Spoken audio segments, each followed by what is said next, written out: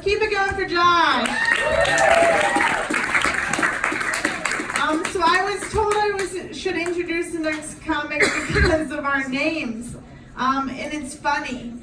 So you tell me how funny it is when I introduce Elizabeth Cutler.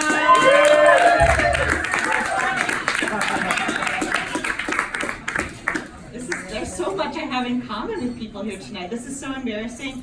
I also plan to start by talking about all the challenges of being so tall. So I'll just skip over that part. It's like exactly the same. But yes, my name is Elizabeth. You may call me Elizabeth. My parents didn't want me to have any nicknames, so a name with a million of them was the obvious choice. I spent a lot of time becoming very resilient as a child. I do think it made me stronger because I constantly had to correct people. It's amazing how people feel very comfortable deciding what your name is going to be, whether it be Liz or Beth or Bob or whatever. They just make those decisions and you have to stand up for yourself. But they're really lucky that they were only dealing with me and not my mom, because she leaves no question as to what she wants to say if she is unhappy with you or a situation, as evidenced by the fact that she also asks me everywhere I'm going, if I tell her I'm doing something, she asks me, will there be men there? Like, I'm coming to do this show tonight. Oh, will there be men there? I'm going into work. Oh, will there be men there? And it's like, yeah, because it's America. We know there's men there.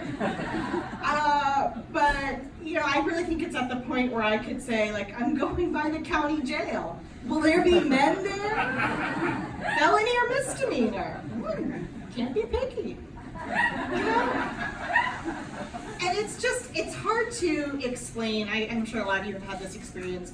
You know, it's really hard to explain to anyone else, a parent or otherwise, why the dating scene is so challenging this day and age and in a big city. It really, you just have to tell all the examples of the shit that happens on a regular basis.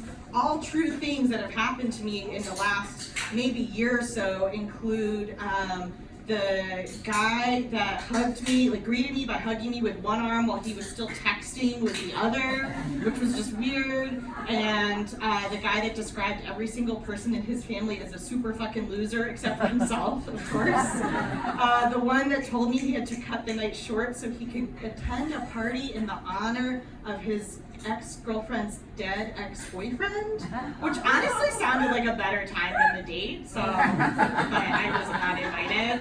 And more than one occasion with separate individual people, I have had guys on dates actually actively be clearly on Bumble or Tinder, like while they were there, which is just like cool, like I could do that too, but I'm a classy lady. You know, it's tough out there. It's exhausting. I'm exhausted just telling you that. That's why I take so many Ubers. It's like, oh God, I'm so tired. And I frequently check. I'm a big fan of Uber Pool. I don't know if anyone else here is familiar, but yeah, you should, support, let's do it.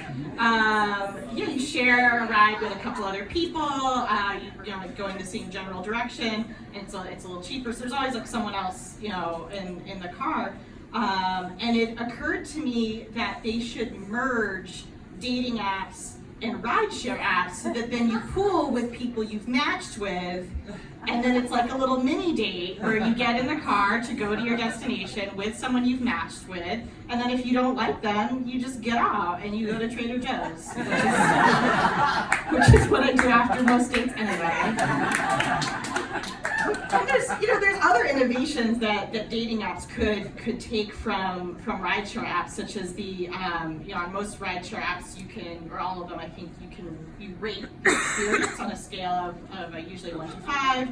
Usually there's categories to choose from, like cleanliness, conversation, navigation ability. You see where I'm going with this. You should be able to rate the dates on the dating app on a scale of 1 to 5. Cleanliness, conversation, navigation ability.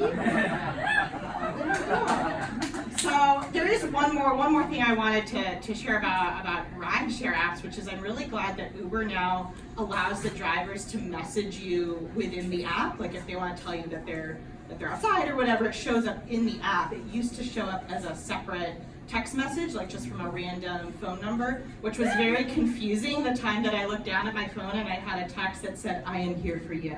I was like, oh my God, that's so nice. Luckily that I saw the car outside before I said anything. I'm glad you like that. I did share a version of that joke with a friend a few months ago who broke the news to me that there's already a very similar story circulating online in written form. And she said, "Are you upset that another woman already kind of like did the same joke?" And I said, "Well, no, I could never be upset at another woman's success. I think that's great. What I am upset about is what seems to be an upward trend in brilliantly hilarious women so disappointed by the men in their lives that we think the Uber driver who shows up on time is Prince Charming." Thank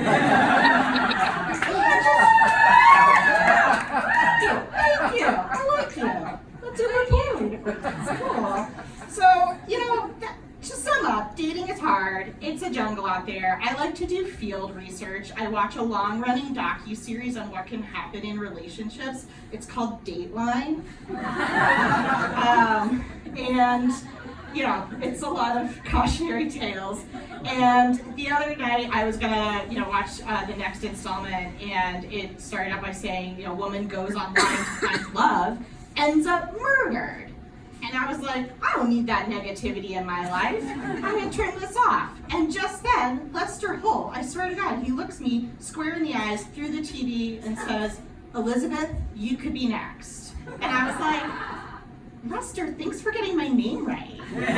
Thank you so much.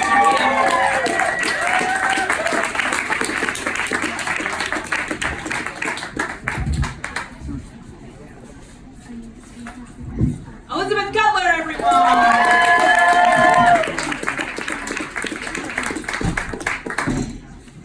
Ah, yes.